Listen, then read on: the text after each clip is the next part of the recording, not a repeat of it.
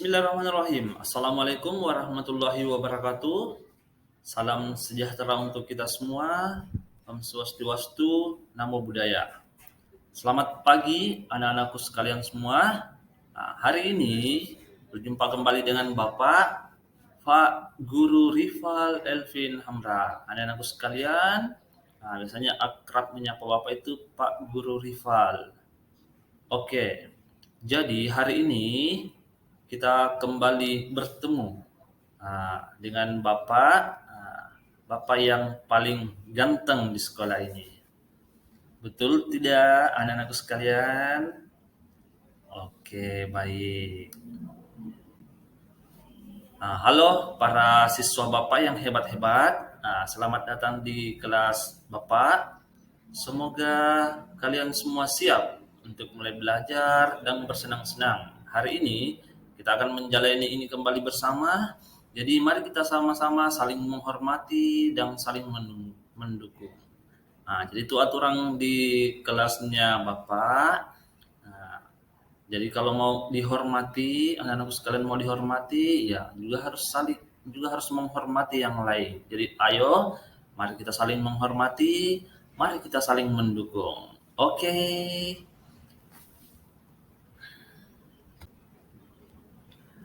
Jadi, hari ini Bapak akan memberikan layanan klasikal. Oke.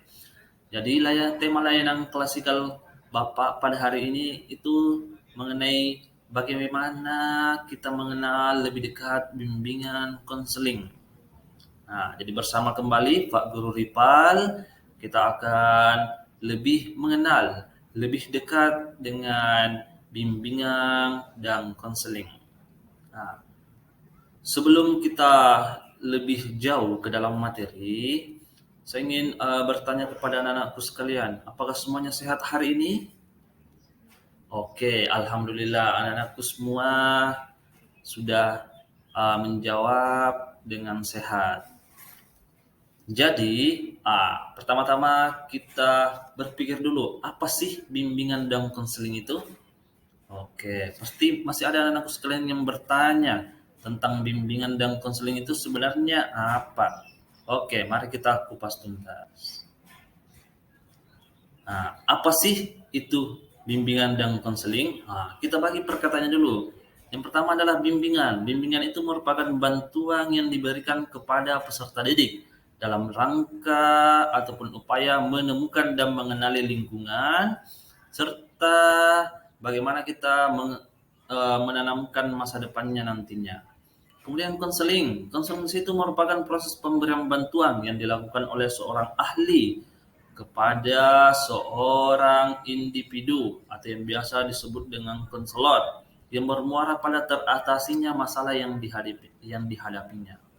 Oke, kemudian secara keseluruhan, bimbingan dan konseling itu merupakan proses bantuan profesional yang diberikan oleh seorang pembimbing kepada yang dibimbing agar dapat berkembang secara optimal.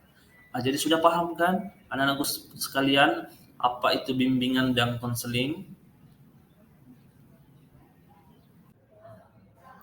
Oke, selanjutnya kita masuk pada tujuan bimbingan dan konseling.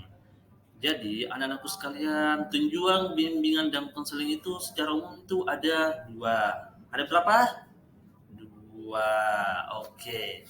Jadi, yang pertama, bimbingan dan konseling itu membantu memfasilitasi perkembangan dalam pembelajaran di sekolah. Jadi, selaku guru BK, kita itu mengupayakan berusaha bagaimana agar anak-anakku sekalian selaku peserta didik itu perkembangan pembelajarannya di sekolah itu baik, tidak ada yang terganggu seperti itu.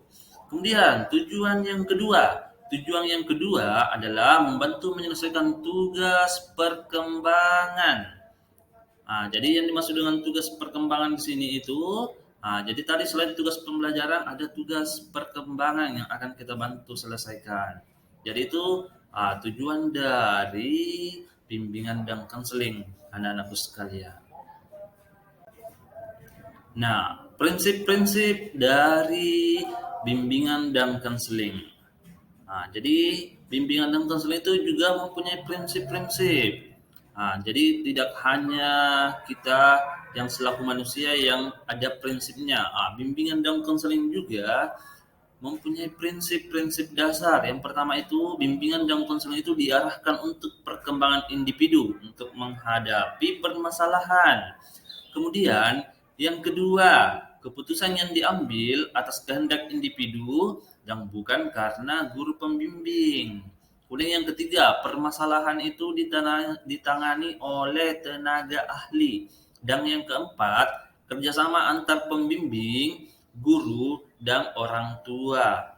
Nah, jadi keempat poin inilah yang paling dasar yang dijadikan sebagai prinsip-prinsip bimbingan dan konseling. Oke.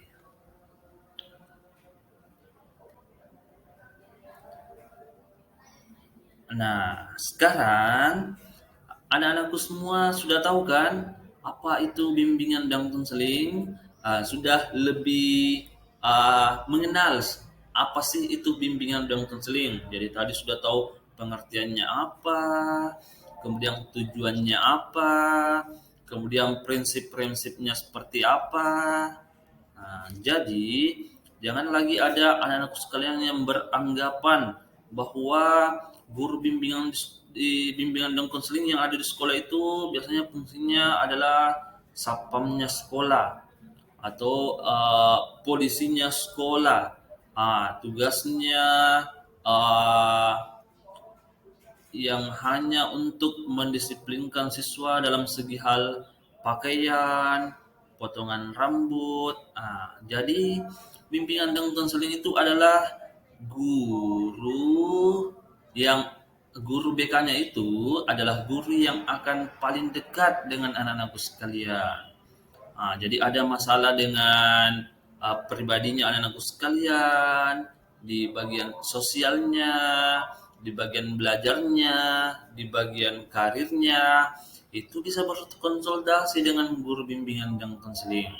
Jadi harus kita ingat di sini bahwa guru bimbingan dan konseling itu adalah sahabat untuk anak-anakku sekalian.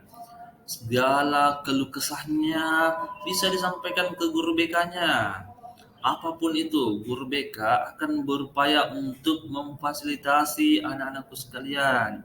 Jadi jangan ada lagi yang merasa bahwa guru BK itu guru yang paling galak di sekolah, guru yang paling kejam di sekolah. Itu persepsi yang salah tentang guru BK.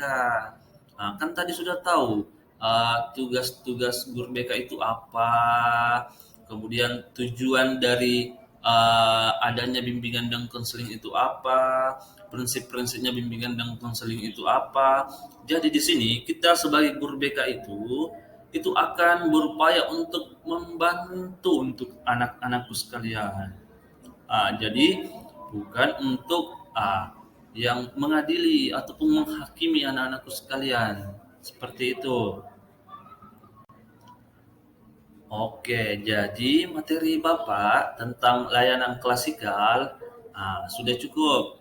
Jadi untuk materi-materi yang lain kita akan berjumpa lagi di kelas-kelas Bapak yang lain. Untuk materi layanan klasikal mengenai bagaimana mengenal bimbingan dan konseling sudah cukup untuk hari ini. Jadi semoga apa yang Bapak saya sampaikan tadi bisa ditanamkan di dalam pikiran, ditanamkan dalam hatinya anak-anak sekalian bahwa bimbingan dan konseling itu seperti ini, guru BK itu seperti ini.